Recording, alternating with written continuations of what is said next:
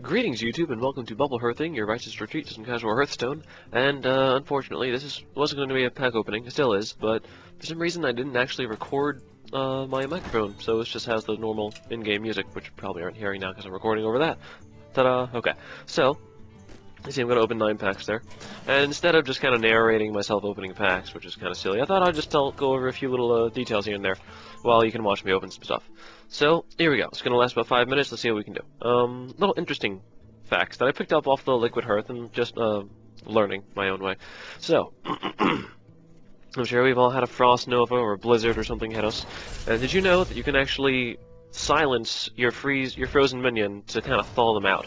So if you happen to have game, they're like, oh, Frostbolt, now your guy has to hold on for a turn. Like, no, you can just use a Spellbreaker or Owl, whatever you got, and silence your minion, and the frozen stat will go away. Of course, any other buffs will go away as well, but sometimes you just need to get the extra damage in there. And speaking of silence, you can also, of course, you can silence buffs, which is most often the case, silence the Blessing of the Kings or whatever. You can also silence debuffs. So if you happen to have been playing against a Warlock, and they used Corruption on your character, on your minion, you can silence that, and it works really well because it doesn't actually do anything after that. In Corruption's case, if you're playing as a Hunter, you can silence Hunter's Mark. If you're playing as a Paladin, you can silence Aldor Peacekeeper's effect to lower their attack, or Humility, or is it Equality? Both of them you can silence, I don't know, and bring their attack or health back up. So it's a really good mechanic, actually. Let's see, what else? Let's see, well, as far as Enrage goes, you can heal a minion that is enraged, like the Raging Worgen, of course. What is it? Not an Amani Berserker, just because, or not the Gurubashi Berserker, I should say, because his effect doesn't actually say enrage. But anything that actually says enrage on it, if you heal them up to their full health, then they will lose their enraged ability, which could be useful sometimes, I don't know. At the same time, if you use Equality against anything that has enrage, it will lose it because its new health becomes 1. It isn't seen as having any damage, it's seen as being at its health right there. Let's see, where do we go from there? Well, let's take a look at something else here. Instead, let's take a look at using other people's minions.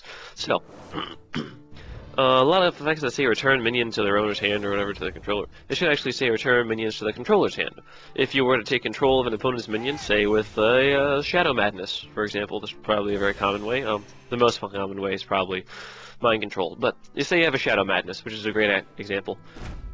If you have that and happen to use a Brewmaster of any sort of ability that returns a creature to your hand, you can return your opponent's creature to your hand that you've controlled, even if it's just for the turn, and it's yours, like forever, for good, which is awesome. You get any buffs that the creature had while it's on your side of the field.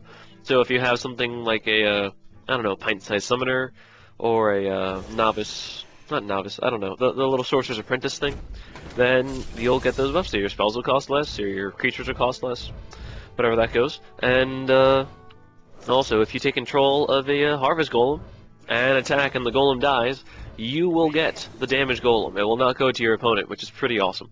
That's one of the ways how Shadow Madness can actually be a 3-for-1, because you take your opponent's minion, you kill them, you kill their minion with their own minion, and then you get a free minion. Okay, cool. Let's see. Same thing goes for Savannah Highmane, of course, but that's more of a mind control. It's always yours anyway, unless somehow his attack got lowered, and then you can take it.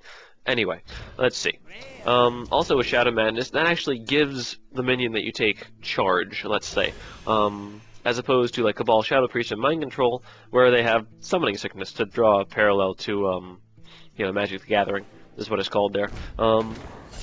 It's not actually stated on the card, I don't believe it is, but that's just how it is. If you take it with Shadow Madness, you can attack right away, otherwise you gotta wait a turn.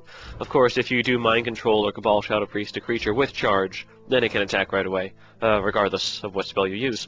Let's see, what else do we have here? If you're Resurrected Minion with something, I don't know, some way, then I know there's a Shaman thing, and then there's a Paladin thing.